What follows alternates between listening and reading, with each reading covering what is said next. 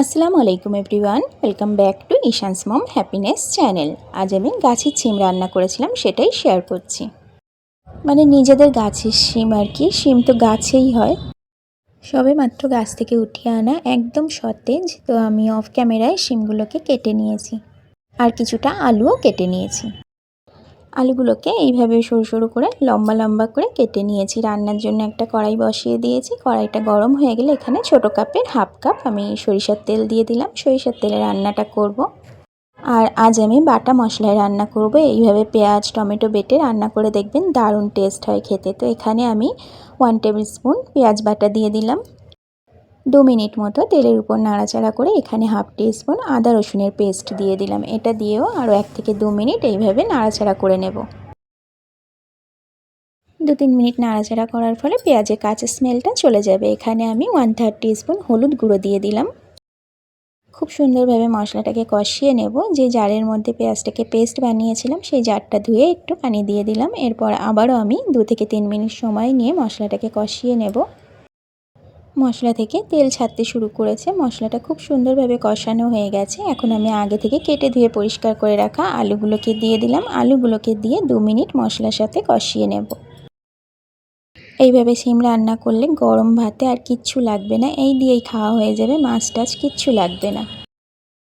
আলুটা মশলার সাথে খুব ভালোভাবে কষানো হয়ে গেলে আগে থেকে কেটে বেছে ধুয়ে রাখা শিমগুলোকে আমি এর মধ্যে দিয়ে দিলাম। শিমগুলোকে দিয়েও আমি 2 মিনিট মতো খুব ভালোভাবে মশলার সাথে কষিয়ে নেব।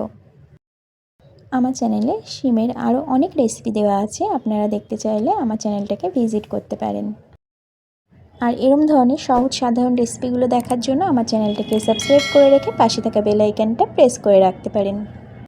খুব ভালোভাবে শিমটা কষানো হয়ে গেছে। এরপর এখানে আমি 2 টেবিল স্পুন টমেটো বাটা দিয়ে দিলাম। টমেটো বাটাটা দিয়ে আরও আমি 2 মিনিট খুব ভালোভাবে কষিয়ে নেব, যতক্ষণ না টমেটোর কাঁচা স্মেলটা চলে যাচ্ছে। টেস্ট অনুযায়ী লবণ দিয়ে দেবো। এখানে আমি হাফ টিস্পুন লবণ দিয়ে দিয়েছিলাম। এখানে লবণটা দিয়েও খুব ভালোভাবে আমি মিশিয়ে নিচ্ছি, মানে খুব সুন্দরভাবে তরকারিটাকে কষিয়ে নিচ্ছি। কারা কারা এইভাবে বাটা মশলা দিয়ে শিম রান্না করেন অবশ্যই একটা কমেন্টে জানাতে পারেন। আর কারা কারা এইভাবে শিম খেতে ভালোবাসেন সেটাও কিন্তু একটা কমেন্টের মাধ্যমে জানাতে পারেন।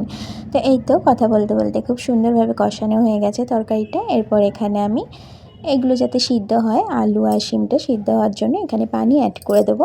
তো এই শিমগুলো খুব তাড়াতাড়ি সিদ্ধ হয়ে যায়, সেই কারণে আমি খুব একটা পানি অ্যাড করব না, অল্প একটু ঝোল রাখবো শিমটাতে, সেই পরিমাণ বুঝে এখানে পানি দিয়ে দিলাম আমি।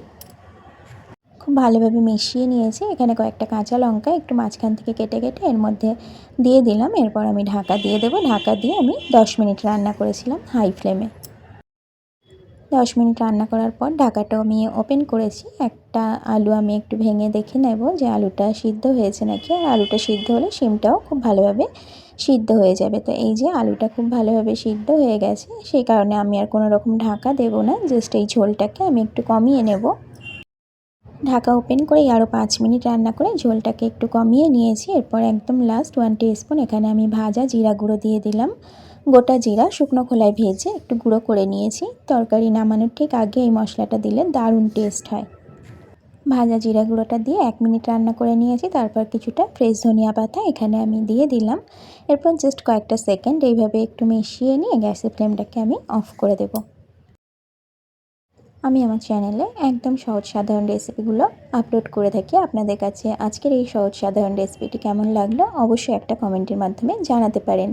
আর আমার পুরনো রেসিপিগুলো দেখার জন্য আমার চ্যানেলটাকে ভিজিট করতে পারেন। রেসিপি ভালো লাগলে বন্ধু বা পরিবারের মধ্যে শেয়ারও করতে পারেন। আজকের মতো ভিডিও এটুকু, আবারও দেখা হবে নতুন কোনো ভিডিওতে নতুন কোনো রেসিপির সাথে। Thank you so much for watching.